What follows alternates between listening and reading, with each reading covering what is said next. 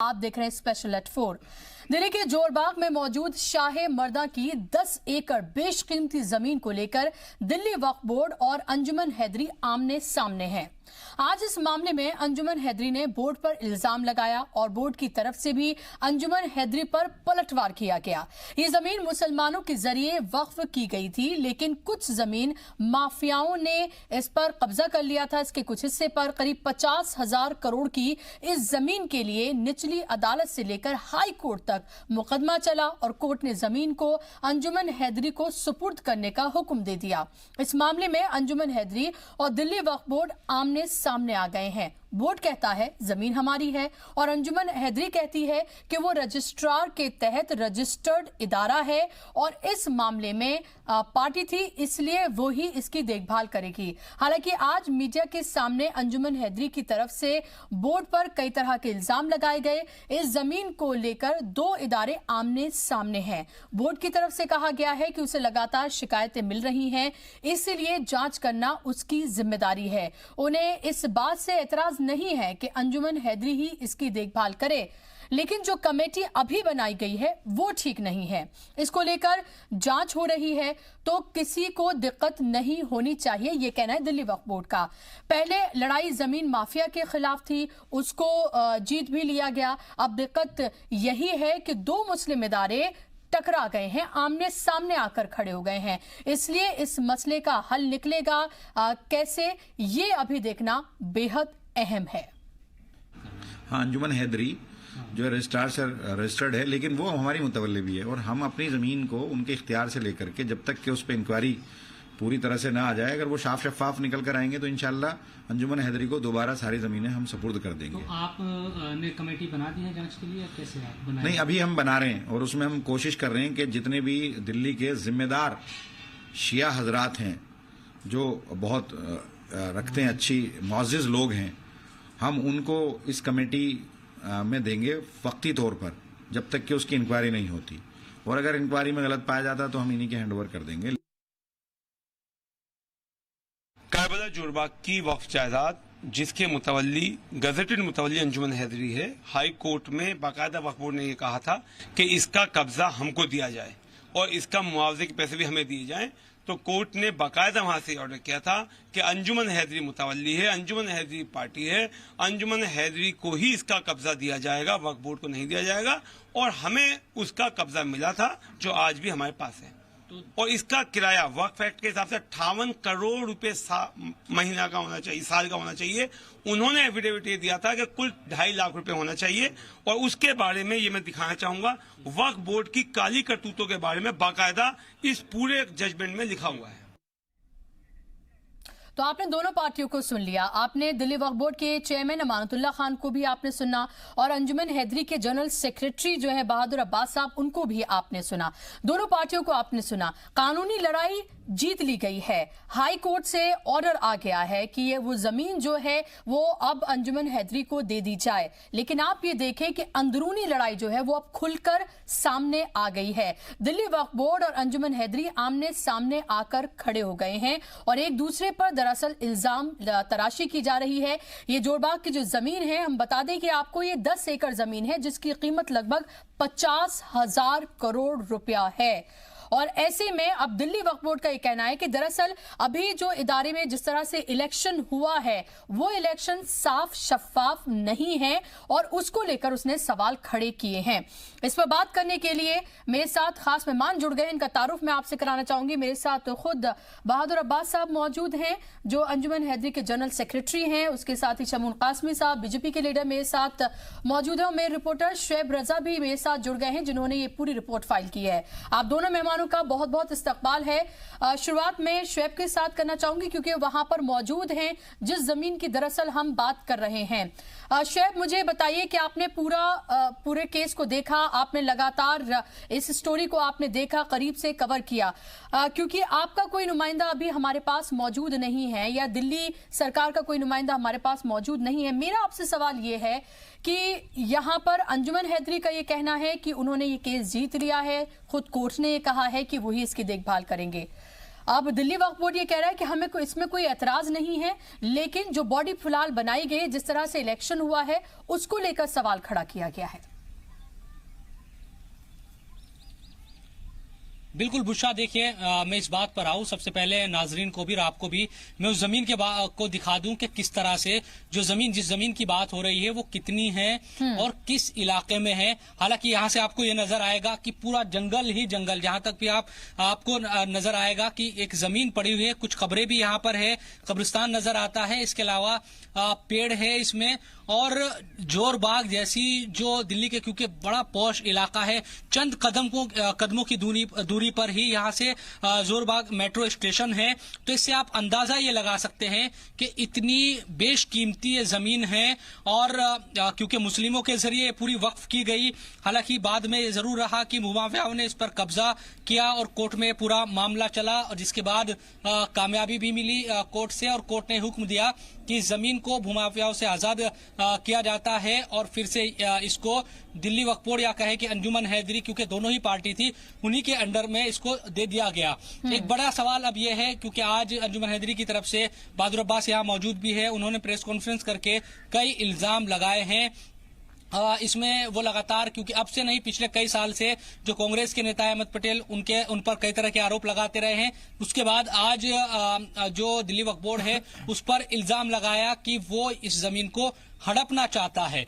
हालांकि ये दो एजेंसियों का टकराव है, एक जो दिल्ली वक्फ बोर्ड है और जो अंजुमन हैदरी है, इन दोनों संस्थाओं के बीच एक टकराव है इस जमीन को लेकर। ये मामला अलग है, लेकिन इस जमीन के लिहाज से अगर मैं बात करूं बुशा, तो बेहद बेशकीमती ये जमीन है, और ऐसे मौके पर यह जमीन है कि यहाँ से राष्ट्रपति भवन भी पास ही है, पीएमओ बिल्कुल पास है, यानी कि एक ऐसे एरिया में इतनी बड़ी जमीन यकीनन मुसलमानों के फलाह व बहबूद के लिए बहुत ज्यादा अहम हो सकती है अगर इसका सही इस्तेमाल किया जाए। अगर दोनों संस्थाएं यकीनन जो एक तरीके से कब्जे की जो जंग है वो छोड़कर और सिर्फ ये इस काम को लेकर आगे चला जाए कि जमीन का इस्तेमाल मुसलमानों की फलाह व बहबूद के लिए होगा, उसकी तरक्की के लिए होगा, तो बहुत ज्यादा अहम मौके पर ये जमीन है। एक थोड़ा सा ये कंफ्यूजन यहाँ पर ये है कि आप ये कह रहे हैं कि दिल्ली वक्फ बोर्ड भी इसमें पार्टी है, और आप ये कह रहे हैं कि अंजुमन हैदरी भी इसमें पार्टी है, यानी कि अंजुमन हैदरी और दिल्ली वक्फ बोर्ड ने मिलकर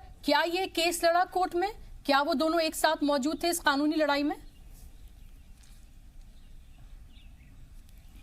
देखिए, दिल्ली हाई कोर्ट का फैसला है, उसमें जो 3 पार्टियां थी, उसमें एक तो जो भूमाफिया थे जिन पर आरोप था कि ये जमीन हड़पी गई, वो तो लड़ ही रहे थे। उसके अलावा दिल्ली वक्फ बोर्ड और अंजुमन हैदरी भी इसमें पार्टी थे।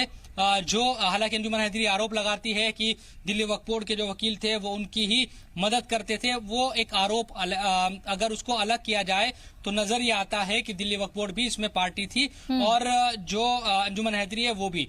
हमारी जो अमानतुल्लाह खान से कुछ ही देर पहले इस मसले को लेकर बात हुई, उनका ये कहना है कि उन्हें इस बात से कोई एतराज नहीं कि अंजुमन हैदरी इस जमीन की देखरेख करे, बल्कि वो ऐतराज इस बात को लेकर है कि कुछ लोग, क्योंकि हम ये देख रहे हैं कि पिछले कुछ दिनों में ऐसे जो एहतजाज है वो दिल्ली वक्फ बोर्ड के बाहर हुए हैं। कुछ वहां पर महिलाएं पहुंचती थी, कुछ लोग पहुंचते थे, कल भी था वो प्रोटेस्ट, उससे पहले भी हुए। वो लोग ये मांग करते रहे कि जो अंजुमन हैदरी में अभी इलेक्शन हुए कमेटी के, वो सही नहीं हुए, उसकी जांच की जाए। तो अमानत का ये कहना था, जो दिल्ली वक्फ बोर्ड के चेयरमैन हैं, कि उनकी ये जिम्मेदारी है, क्योंकि मुतवल्ली के तौर पर शाह मर्दान और जो करबला है वहां पर अंजुमन हैदरी काम कर रही है। वहां जो इलेक्शन हो वो साफ तरीके से हो, उन पर किसी तरह का इल्जाम ना लगे, इसलिए उनकी ये जिम्मेदारी है कि वो इसकी जांच कराना चाहते हैं जिस तरह के एलिगेशन लगाए गए हैं, और इसमें किसी को डर नहीं होना चाहिए। ये अमानत का कहना था कि अगर एक तरीके से जो आरोप है वो गलत साबित होते हैं तो जो लोग चुने गए हैं कमेटी में उनको वो कुछ उनके साथ कोई ऐसा नहीं करने वाले कि उनको हटा। हमें देख रहे हैं कि अंजुमन हैदरी का इल्जाम दरअसल ये है कि कानूनी लड़ाई हमने लड़ी, तमाम तरह की जद्दोजहद जो है वो हमने झेली, और उसके बाद जब केस जीत गए तो अब यहाँ पर कब्जे के लिए एक तरह से दिल्ली वक्फ बोर्ड जो है वो सामने आ गया है। देखिए, दिल्ली वक्फ बोर्ड का ये कहना है कि एक्ट के मुताबिक चाहे मस्जिद हो, कब्रिस्तान हो या ऐसी जमीन हो जहां पर जो मुसलमानों ने वक्फ की गई है वो तमाम जमीनें दिल्ली वक्फ बोर्ड के तहत आती है, उसे ये अख्तियार है कि उन जमीनों पर गैर कानूनी कब्जे ना हो, वो उसको देखे। हालांकि ये बात अलहदा है कि दिल्ली हो या तमाम जो मुल्क भर की वक्फ की जमीनें हैं वहां किस तरह से नाजायज कब्जे हैं और उनका इस्तेमाल किस तरह से होता है वो बात अलग है। लेकिन जो वक्फ एक्ट है उसके तहत मस्जिदें, मजार और जो दूसरी जो ऐसी कब्रिस्तान की जो जगह है वो वक्फ बोर्ड के तहत आती है। उनका ये कहना है, उनकी तरफ से ये भी कहा गया कि हमने ऐसी बहुत सारी कमेटियां हैं, चाहे वो दरगाहों की कमेटियां हो या फिर जिस तरह से अंजुमन हैदरी भी है, मुतवल्ली के तौर पर वो काम कर रही है। उनके इलेक्शन कब हो, कैसे हो, उसमें बोर्ड दखल नहीं देता। लेकिन अगर शिकायत आएगी आप तो मेरे साथ बने रहिए, क्योंकि एक बार बहादुर साहब को भी सुन लें, अब्बास साहब को भी सुन लें कि उनका क्या कहना है इस पूरे मामले पर, फिर मैं आपके पास लौटूंगी। बहादुर अब्बास साहब, अगर अमानतुल्लाह खान ये कह रहे हैं, दिल्ली वक्फ बोर्ड ये कह रहा है कि आपका जो पूरा इलेक्शन हुआ वो दरअसल फेयर नहीं था, वो ठीक नहीं था, और उसको लेकर खुद शिया तबके के कुछ लोगों ने जाकर वहां पर एहतजाज भी किया, कई बार इस बात को रखा भी कि इलेक्शन दरअसल वहां पर फेयर नहीं हुआ और हर बार क्यों हो एक सेट जो काइंड ऑफ पीपल हैं उनको ही चुना जाता है, क्यों नहीं मुख्तलिफ चेहरे जो हैं वो सामने आते हैं। अगर वो इसकी जांच कराना चाहते हैं तो फिर आपको इसमें एतराज क्या है? देखिए, मैं सबसे पहले ये बताना चाहूंगा कि जो ये करबला जोरबाग की वक्फ लैंड है जी, इसका मैं 2011 में पहली बार वक्फ सेक्रेटरी यहाँ अपॉइंट हुआ था, जिसके बाद यहाँ पर जब हमने डॉक्यूमेंट्स देखे और पुराने रिकॉर्ड्स देखे तो हमने पाया कि हमारी ही कमेटी के शिया मेंबर्स जो उस वक्फ लैंड माफिया के साथ मिले हुए थे वो लोग उसको पूरी तरह से डिस्ट्रॉय करने में, बर्बाद करने में, कब्जा कराने में लगे हुए थे। उनके खिलाफ हमने कंप्लेंट करी और बाकायदा पुलिस स्टेशन लोधी कॉलोनी में 18/2012 एफआईआर दर्ज हुई। वो एफआईआर किस बात की दर्ज हुई? इस करबला की जमीन पर ये लोग अहमद पटेल जो वक्फ लैंड माफिया है, जो कांग्रेस के एमपी हैं, उनके साथ मिलकर ये लोग फ्लैट बनाना चाहते थे। और ये बात मैं जबानी नहीं कहूंगा, इसके लिए आज मैं ऐसे दस्तावेज आपके पहली बार मीडिया में आम कर रहा हूं जो आज तक किसी को नहीं दिखाए गए। ये डॉक्यूमेंट्स आपके सामने जो मैं दिखा रहा हूं ये मिनट्स हैं, ओरिजिनल मिनट्स। आप इन कागज को देख सकते हैं, ये ओरिजिनल मिनट्स हैं। इन मिनट्स के अंदर आप साफ तौर पे देखेंगे लिखा हुआ है कि छोटी करबला और बड़ी करबला के अंदर फ्लैट बना दिए जाएं और इन फ्लैटों को बाकायदा एक बॉम्बे के बिल्डर को अहमद पटेल साहब के थ्रू इन लोगों ने कॉन्ट्रैक्ट भी कर लिया था। उसकी जब ये सब चीजें सामने आई तो जिन लोगों के दस्तखत हैं, मैं इन लोगों के बाकायदा आपको नाम बताना चाहूंगा, हमारी कम्युनिटी के जो प्रोटेस्ट में शामिल हैं, ये वो लोग हैं जो इन सिग्नेचर्स हैं। जनाब शाकिर हुसैन साहब, जनाब कसीम हैदर साहब, जुल्फकार अहमद साहब, जीशान साहब, और जो ये प्रोटेस्ट को लीड कर रहे हैं, ये सब लोग इन फ्लैट माफिया के साथ मिले हुए थे। हमारी इस 50,000 करोड़ की जमीन के कब्जे में अहमद पटेल ने हमारे ऊपर इन 10 सालों में मेरे ऊपर खुद तकरीबन 65 मुकदमे दर्ज हैं, एफआईआर्स। मेरा बड़ा भाई 4 बार तिहाड़ जेल होकर आया इस करबला को बचाने के लिए, एक बार 22 दिन, 18 दिन, और सैकड़ों लोगों को, औरतों को, बच्चों को जेल भिजवाया गया अहमद पटेल के जरिए। और दिल्ली वक्फ बोर्ड का रोल क्या था वो मैं आपको बताना चाहूंगा। खुद हाई कोर्ट के जजमेंट में जो जज साहब ने जजमेंट दिया उसमें लिखा है दिल्ली वक्फ बोर्ड ने वहां पर क्या कहा कि जो काबिज है वसीम खान मतलब अहमद पटेल, ये जमीन अहमद पटेल के पास ही रहनी चाहिए। ये अमानतुल्लाह खान साहब का एफिडेविट है जो ये यहाँ पर अभी बड़े शरीफ बन के पेश आ रहे हैं। ये लिखित का एफिडेविट है, कोर्ट का ऑर्डर है। ये ऑर्डर्स मैं पढ़ के सुनाना चाहूंगा। ये ऑर्डर सामने है, जिस ऑर्डर के अंदर बाकायदा, ये इनका ऑर्डर है, बाकायदा जज साहब ने ये कहा है कि दिल्ली वक्फ बोर्ड का ये है कि इस जमीन को इन्हीं को दे दिया जाए। दिल्ली वक्फ बोर्ड का मौकिफ ये था कि जो काबिज है वो बहुत अच्छा काम कर रहा है, अंजुमन हैदरी बहुत गलत है, लिहाजा इनके बदले ये जगह काबिज के पास रहे। और सारी बातें अपनी जगह हैं।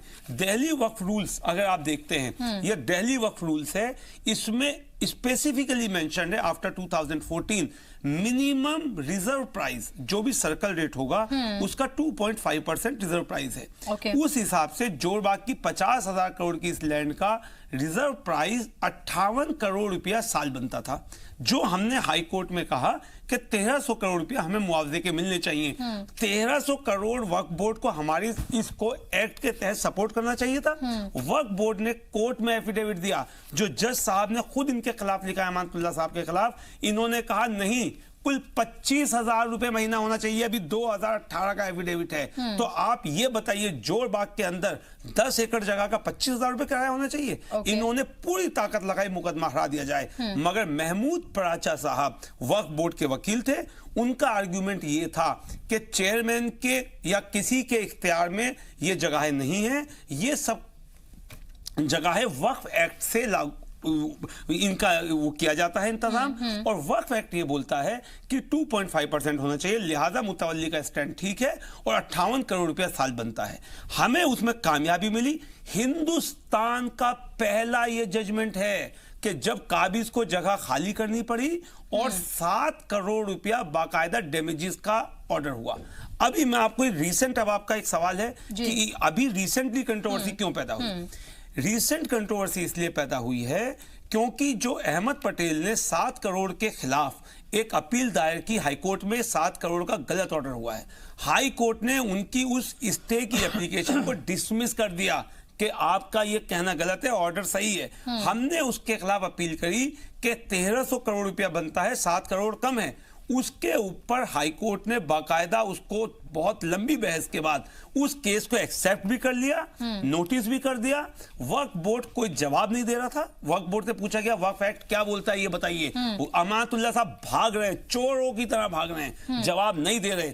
22 अगस्त, ये देखिए कैसा कोइंसिडेंस है कि 22 अगस्त 2019 को दिल्ली हाई कोर्ट कहता है कि 15 दिन के अंदर फौरन जवाब लेके बताइए कि वक्फ एक्ट क्या बोलता है। और 22 अगस्त को ही, जबकि मेरे अंजुमन हैदरी का जो इलेक्शन था वो 20 अगस्त 2019 को इलेक्शन कमीशन वहां से कलवे जवाद नकवी साहब के थ्रू डिक्लेयर हो चुका, इलेक्शन खत्म हो चुका, इलेक्शन प्रोसीडिंग्स कंप्लीट हो चुकी, सोसाइटी रजिस्ट्रेशन एक्ट के तहत इलेक्शन कंप्लीट होने के बाद 22 तारीख को मुझे लेटर भेजा गया। ये मैं लेटर आपको दिखाना चाहूंगा। और 22 तारीख का लेटर मुझे दिया कब गया है ये बहुत अहम है। 22 तारीख का लेटर, ये देखिए सबसे अहम डॉक्यूमेंट है इनको बेनकाब करने के लिए कि किस तरह ये दिल्ली सरकार काम कर रही है, किस तरह ये अमातुल्लाह कर रहे हैं। क्या लिखा है इस लेटर? इन्होंने इसमें ये लिखा 22 तारीख का लेटर। आप इसे फ्रंट कैमरे की तरफ आप दिखाइए, बताइए इसमें क्या लिखा है। 22 तारीख के लेटर में ये लिखा गया है, पहली बात तो ये डिलीवर्ड ऑन 27 अगस्त। ओके। 27 अगस्त को मुझे 22 तारीख का लेटर दिया जाता है, जबकि मेरा इलेक्शन कंप्लीट हो गया 20 तारीख को।